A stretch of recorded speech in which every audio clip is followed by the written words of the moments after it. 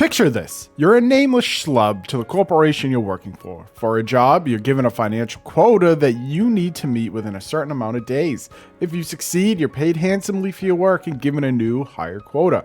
If you fail after your days are up, you're thrown into space to die. Welcome to Lethal Company, my friends.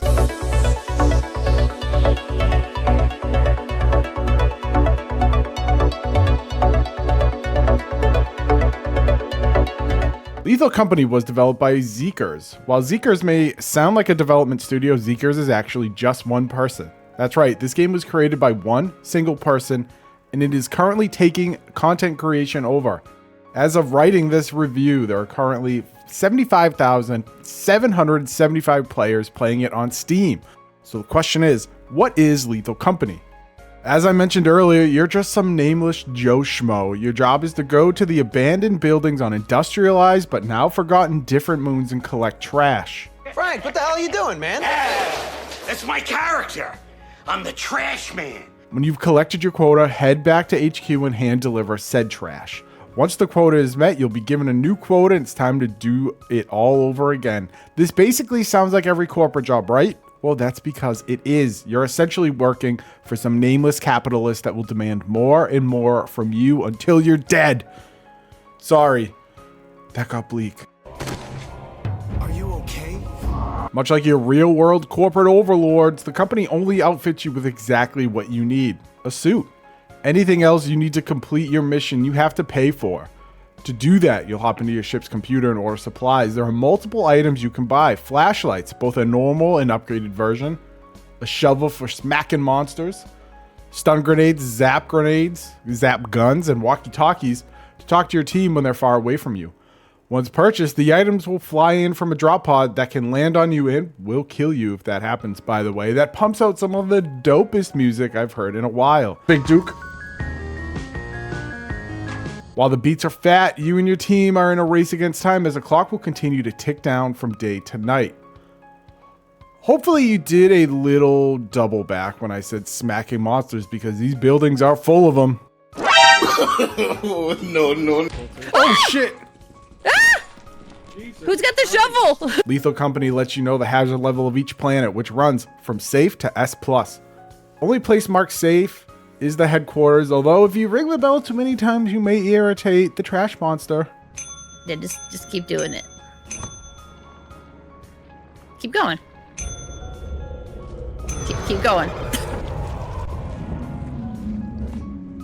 That was beautiful. Good job, Bruno. Oh, that was thank you. Hazard levels indicate how many monsters and the frequency in which they move throughout the building. The higher hazard level I've played on is level A, and it was nightmarish for my team and I. The monsters on the planet are random, both based on your hazard level, but also randomized. Some monsters have patterns like the kissing pickle, named appropriately by my team and I because they look like a pickle and make kissing noises when they walk, while some monsters will stalk players while they're inside the building. Some monsters like the hoarding bug are non-lethal until you try to steal their hoard, while some will attack you on sight like the thumper. Going outside and touching grass also has its own hazards. Once the clock ticks down to 5 p.m., monsters begin to roam outside. Wooded areas have forest giants who will attack players and swallow them whole if they catch them out in the open. Desert planets have a giant Beetlejuice-like sandworm or eyeless dogs that will attack if you're making too much noise. Good comms and knowledge of these beasts will most certainly make your plundering experience more favorable. Oops. I got picked up. Yep, you did. Okay, Pez. You should be able to let your stamina build up and jump. Oh God, he's on your left.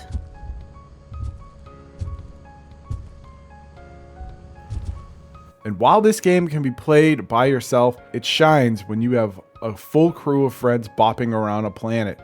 The game institutes a proximity chat where you can hear your teammates within a certain range, or you purchase a walkie-talkie so you can talk to them over long distances. Once your teammate dies, however, communication ceases to exist.